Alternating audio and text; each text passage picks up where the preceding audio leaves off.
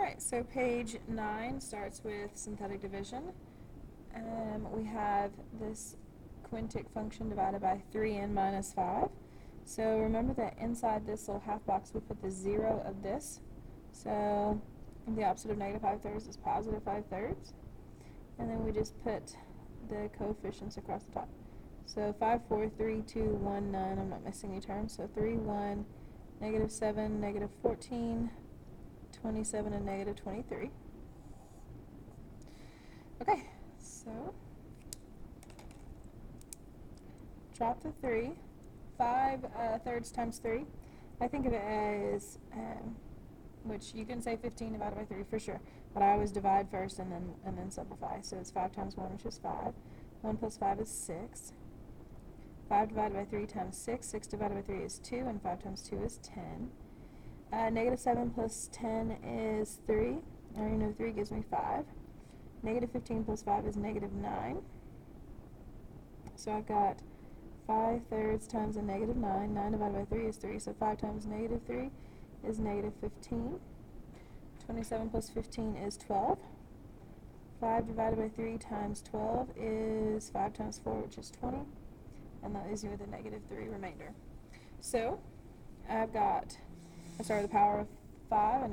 So my answer starts with the power of 4. So 3n to the 4th plus 6n cubed plus 3n squared minus 9n plus 12 minus 3 divided by 3n minus 5. Technically, though, I shouldn't have started so far. Over. Oh well. I don't know if you noticed this, but like this, if I multiply this times this, that first term would be a 9 and not a 3 like I needed to be. So this actually is my final answer. I need to divide everything by 3.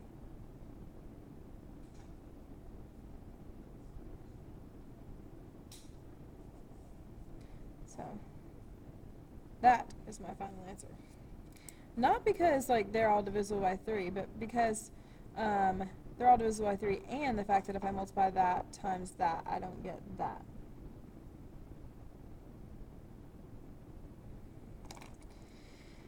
Okay, so on 66, I need to divide by this quadratic, but this is like I can't do synthetic division unless I have a linear term. So what I'm going to do is I'm going to factor this. The factors of 4 that add up to negative 5 are negative 1 and negative 4. So that means first I'm going to do positive 1, and then I'm going to do positive 4, or vice versa. So 4, 3, 2, 1, none. I'm not missing any terms. So 4, negative 6, negative 48, 26, and 24. And then when I'm done with that, I'm going to do a positive 4. Although positive 4 might have been the better idea to do first. Oh well. So 4, 1 plus 4 is 4. That's a negative 2. That's a negative 2. That's a negative 50. That's a negative 50. That's a 24. Negative 24. Negative 24 and 0. That's pretty easy. And then I work the synthetic division with 4. So 4 times 4 is 16. I'm left with 14. 4 times 14 is 56. And that is a 6. And that's 24 and 0. So my final answer is, I started with the power of 4, and I divided out 2, so I'm left with the power of 2. So 4x squared plus 14x plus 6. Okay. Number 67 is the last synthetic division. Wait 1 second.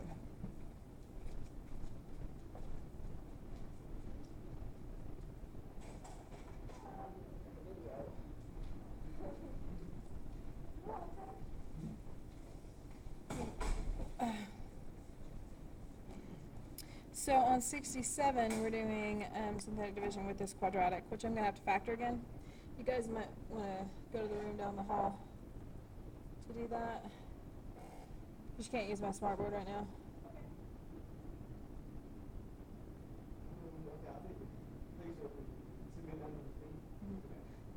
Let me know if you need, like if the room's locked or anything like that, but...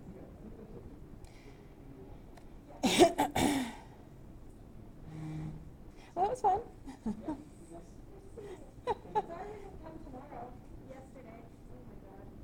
Well, it's good because we had an early release, so you would have been alone. Did you guys even come to second period? No.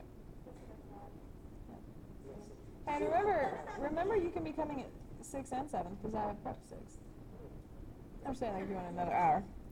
I gotta keep making this video. Honey, I'm in the middle of a video. Yeah, so. Alright, so I need to multiply, in order to factor this, I've got to do bottoms up. So I've got to say the factors of -6 that add up to +1. And I've got 1 and 6, 2 and 3. I need a +1, so -2, +3. That multiplies to give me -6 and adds up to +1, so that's good. So I would think x minus 2 and x plus 3, but then I've got to remember to divide by the 2. So that is actually x minus 1, and that's 2x plus 3. But I'll go ahead and leave it like that so I can see that I'm going to be synthetically dividing out 1 and a -3/2.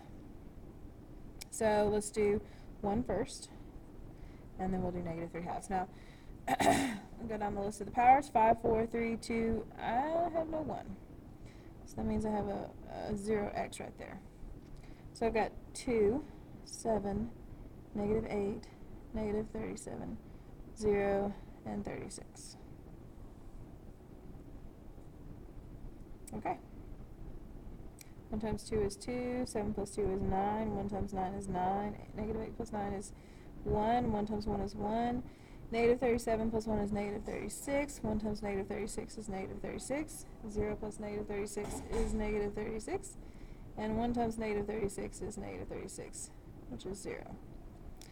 If you want to go hang with him down the hall, I can let you know when I'm done making this video. And then Jeremy and Sylvia in that room across from this one. Miss Hubbard, so if you want to go grab that. Okay, so bring down the 2. I'm going to put -3/2. So I've got -3 divided by 2 times 2, which is just a -3. 9 minus 3 is 6, so I've got a -3 divided by 2 times 6. 6 divided by 2 is 3, so that's a -9, and that is a -8. -3 divided by 2 times a -8.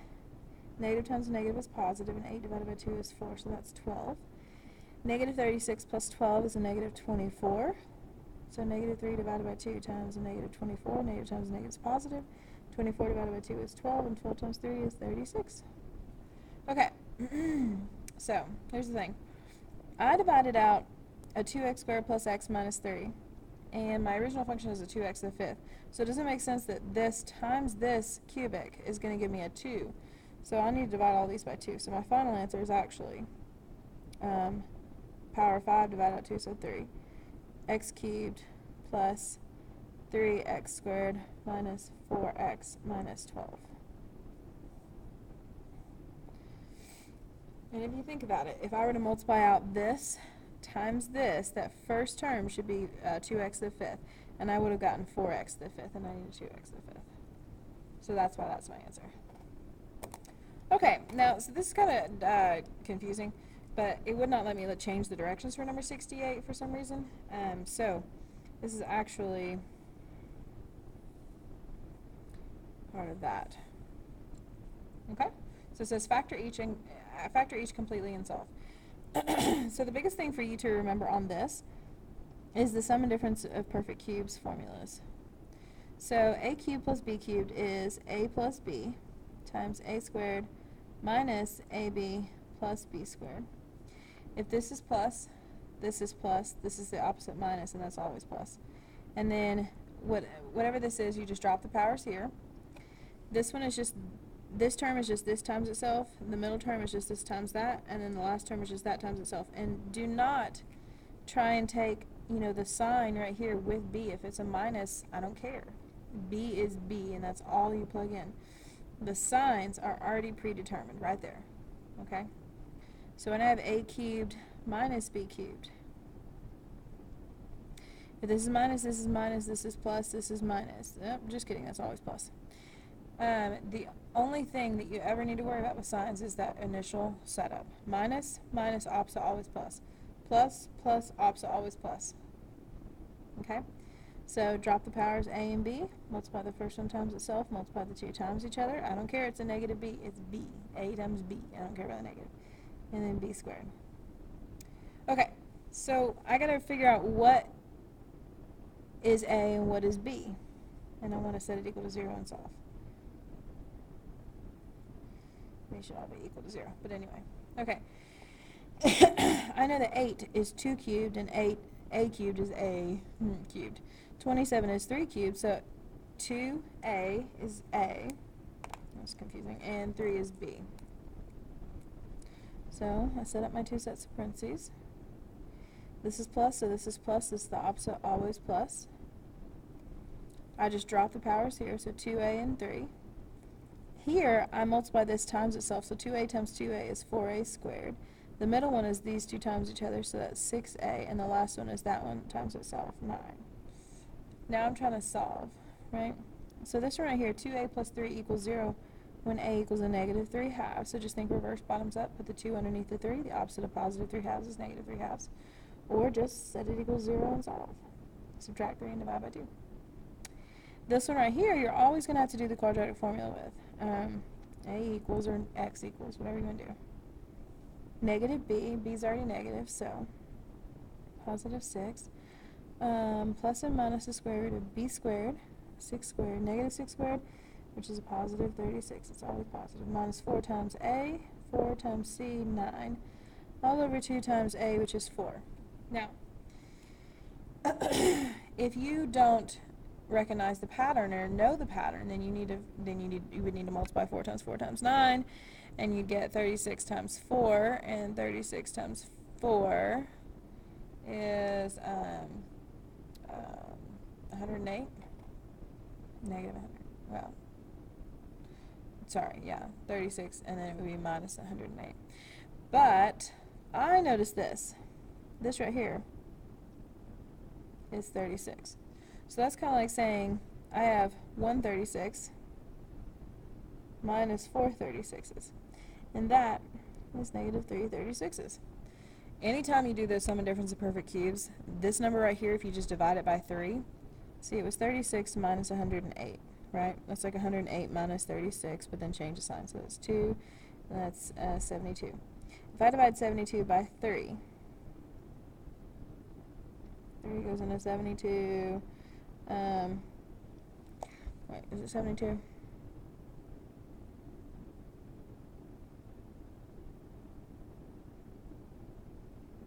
Negative 72. 36 minus... No! That's silly. 4 times 36 is not 108. That's terrible. I'm fired. 12, 13, 144. That's what I said. Oh. That is 108. Sounds like something's wrong. Alright. 72 again. If I divide 108 by 3, I get 36. That took forever to get to the same spot. So basically, you can always trust that whatever this is in here, it's going to have a 3 times the perfect square. And in fact, that perfect square is always going to be whatever that is right there. So this is 6 plus and minus the square root of 36 times a negative 3 all over 8, which means 6 plus and minus 6 root 3i over 8. 6, 6, and 8 all divide by 2. So I've got 3 plus and minus 3 square roots of 3i all over 4. So here are my 3 solutions. 1, 2, 3. Sorry about that mess. Okay. On number 69. This is called factor by grouping. So what I want to do is group the first two and group the last two. Now, I have some people when they took this test, they went ahead and started multiplying. This is not what we're doing. Okay, it's called factor by grouping, and so you group and then you factor. You don't just change the problem all of a sudden to multiplication. That does not help you with anything. So you want to factor out the common factors. So what goes into both 8 and 10? That's 2 and x squared. So I'm up to the 4x minus 5. Yeah? Now, I need a 4x. So I can think about what goes into both of these, or I can just think, well, negative 12 divided by what gives me 4? Negative 3. So I'm going to factor a negative 3 out of both of those. Negative 12 divided by negative 3 is a 4, and then x. 15 divided by negative 3 is negative 5, which is that it should be. Those should be the same, right? If I had 2x squared times 7 minus 3 times 7, you would probably be okay with me saying, well, let's factor out a 7. 2x squared minus 3, right? Well, 7 is 4x minus 5. It looks weird to factor out a whole binomial, but that's what happens. So this becomes just like 4x minus 5 times what's left over, right? So I factor this out, 4x minus 5, and I'm left with 2x squared minus 3. And I want to know when this equals 0. So I'm left with, and just you can kind of see them separated. Okay, so I want to solve each of these for when they equal 0. This one is easy. Just bring the 4 down as a positive 5/4. This one, I've got 2x squared minus 3 equals 0. I'm going to add 3 and divide by 2, and then I'm going to take the square root. So plus and minus the square root of 3 over 2 is not good enough. Okay, so you need to say that's the square root of 3 divided by the square root of 2. I don't like rationals in the denominators, or irrational, so I square root, multiply by the top and the bottom by square root of 2.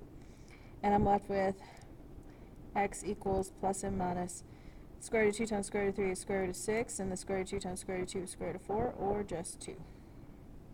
So I've got 3 answers. 1, 2, 3, and that goes along with my power of 3. Now number 70, it says, all these are saying factor, right? Well, this is another factoring method. It's called factor quadratic form. So I'm going to factor it as if it was a quadratic. But instead I recognize that the powers are going to have to be a little bit different. So bottoms up, first I'm going to notice 3, 25, and 18. 25 does not divide by 3, so I can't get rid of it. So I'm just going to multiply. 3 times 18 is 54, so negative 54. The factors of that add up to 25 are 1 and 54, 2 and 27. Okay. So I need a negative 54 and a positive 25, which means a negative 2. So I'm going to write x minus 2 and x plus 27, but the fact of the matter is that that is a power of 4, and that is a power of 2. And the only way that I get that is if these two are powers of 2. Alright? Also, I had to multiply by 3, so I need to go back and divide by 3. So I'm actually dealing with, so you can look at it as one of two ways. X squared minus 2/3 equals 0, or 3x squared minus 2 equals 0 if you do bottoms up. Either way, you end up with adding the 2 and dividing by 3. In this case, just adding 2/3, right? And this one I'm left with x squared plus 9 equals 0. So we're going to add 2/3 over here. X squared equals 2/3. Oh, that's just almost exactly like the last one. So x equals plus and minus the square root of 2/3, which is plus and minus the square root of 2 over the square root of 3, multiply top and bottom by square root of 3, plus and minus the square root of 6 over 3. There's 2 answers. Here I'm going to subtract 9 over and take the square root. X equals plus and minus 3i. And there's my other 2 answers. And that is page 9.